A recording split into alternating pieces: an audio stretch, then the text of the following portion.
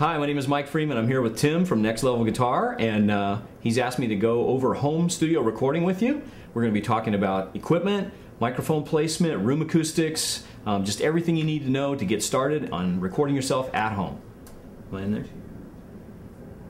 We're going to talk a little bit about microphones now.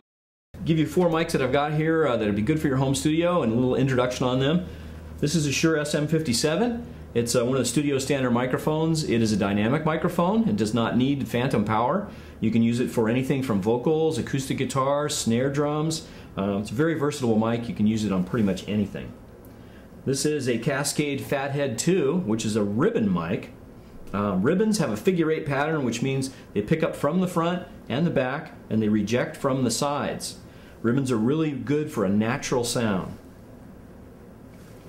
This is a Rode NT2A, which is a condenser microphone. It does require 48-volt phantom power. Excellent microphone for drums, for vocals, percussion, and acoustic guitar. And here we have a Cascade DR2, which is one of their high-end ribbons. This is about a $250 mic. It's really good on vocals, strings, and guitars. Okay.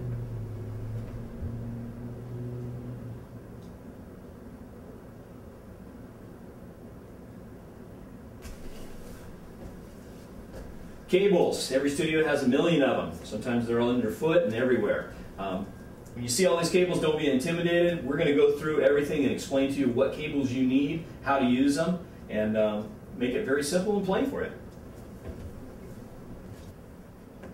Mic stands are real important. Here's a couple examples of what you'll need at home. This is a standard boom mic stand. You'll need this for vocals, for recording acoustic guitars. And this is called a short boom or an amp stand. These are great for kick drums, for microphones. These are great for amplifiers, for kick drums, and other things. We're going to go through all this later in detail.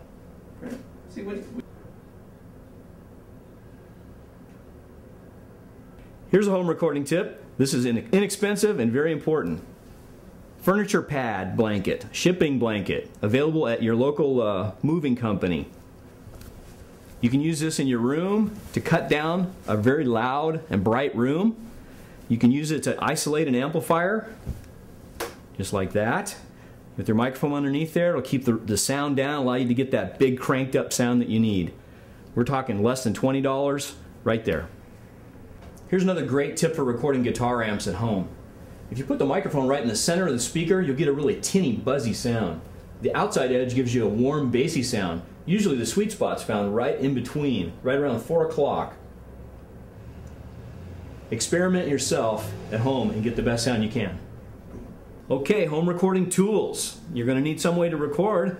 What are you going to use? Some people use software in their computer. Other people use a standalone recorder.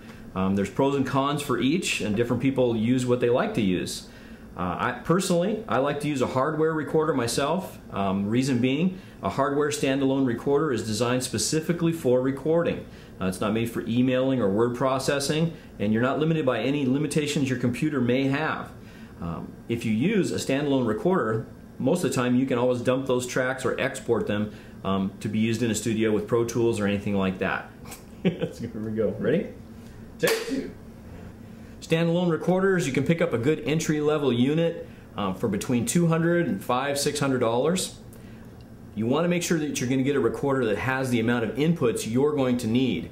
If you're just a guy who's recording at home solo with 1 or 2 instruments, the minimum you should buy would be a recorder with 4 inputs. If you're recording in a band where you have drums and other things, you're going to want to get a recorder that has at least 8 simultaneous inputs. There are a lot of brands out there to choose from.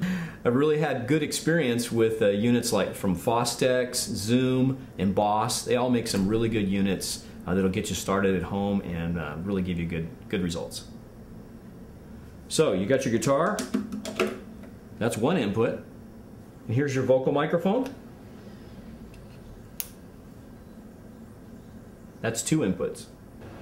So then you may have a drum machine for backing tracks or other percussion, something like that. You're going to need 2 more inputs. Left and right. Now you can get your stereo backing track. That's 4 inputs. So for review, this is why I recommend a minimum of 4 recordable tracks on your standalone recorder or your recording interface. That's going to get you just enough to get going and get started with. If you record with software instead of hardware, you're going to need some type of a hardware recording interface to plug into anyway, and the same rules apply. If you're a solo songwriter or artist, you're going to want to make sure you have a minimum of 4 inputs that you can record with. And if you are recording a band or someone with drums, you're going to want to make sure that you have a minimum of 8 recordable inputs. Let me just give you 2 examples of software programs that are available that are either bundled with a hardware interface or that come in some computers. For example, Apple Macintosh usually has GarageBand, which is available, and it's an excellent program. Will get you started. And Pro Tools LE is an entry-level program that will get you started on the Pro Tools road, and it comes with a lot of different recording interfaces that are out there. One of the things I would like to stress is if you do go to a software program, you want to make sure you have some sort of support group because it can get really detailed. Make sure you have a buddy that uses the same program or a users group or online forum where you can get answers to help you along your way. Let's review. For entry-level home recording, there's 2 options. You can buy a standalone hardware recorder, or you can buy software, and you'll still need a hardware interface to plug into. There's pros and cons to both. The pros for standalone recorders are you can take it anywhere, plug right in, and you're ready to go. It doesn't require any software. They are a little more expensive as a con. The pros to the software is it's generally free when it comes bundled with a piece of hardware. You buy plugins and other things like that, it can be a little more expensive, and you will need a computer to run it. So you can make a decision, choose which is best for you. Tip for you home recordists. You're going to be recording a lot of different tracks a lot of different ways. When you do set up to record your guitar or something like that, write down what microphone you used and where you put it and how far away it was, and just keep that on a little piece of paper. It's really important. Those are called track notes. That's going to help you if you have to go back later and overdub or recut the same track. You'll be able to set it up the same way and repeat and get the same sound.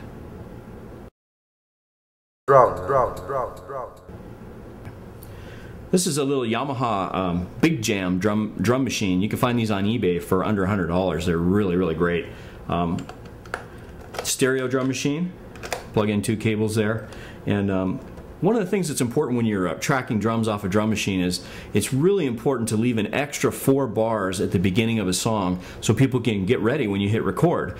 If the song just starts right away, it's just too rushed and people won't be ready to fall into the song. I always put 4 bars ahead, and then people can listen to them, they can get into the groove of the song, and when it's time to play, they're just relaxed and ready to go. And a relaxed performance makes a good performance.